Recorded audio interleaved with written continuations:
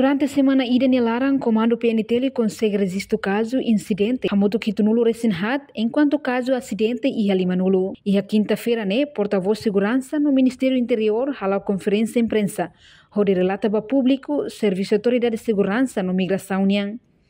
Porta-voz Comando Polícia Nacional Timor-Leste PNTL, Superintendente Assistente Mozinho Correa informa.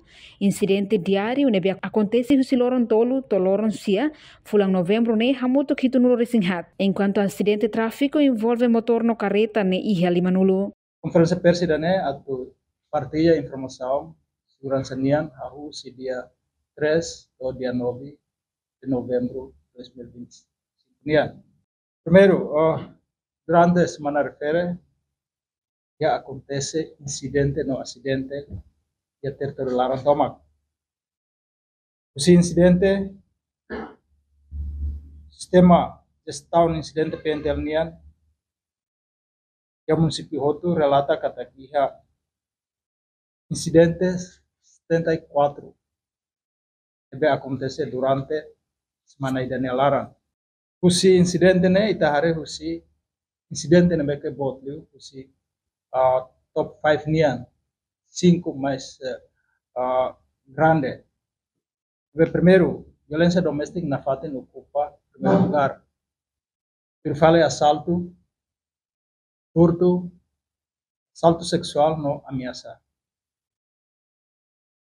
Incidente 5 na fatin ocupa fatin top 5 nian, top 5 nian internasional toma. Esse incidente sirene hamosu crime lubumbalo. Esse 74 incidente hamosu 79 crime. Dari usi ninya top 5 crime ofensa ba integrada física simples na fatin ocupa fatin dahulu pihak crime toto. Perfali maus tratos para conduzir, ameaça, dano simples no furto agravado. Ya sorin selu relaciona acidente nian, ya semana refere registra acidente hamutu 50. Usi 50 acidente hamosu ema 9 sanulu, desculpa, ema 95 etang conectoran no 62 pessoas etang kane aman. Ya semana referemos iha caso sério balo que precisa partilha ba tebotira. Primeiro, iha Loron 6 novembro, Versão Serviço de Investigação Criminal apresenta ba Tribunal Justiça Primeira Instância dele ba julgamento primeiro território ba arguido na Intolo. Berrelaciona ao caso now telefone iha loja Jaconian. Resultado si julgamento arguido na Intolo hetan prisão preventiva.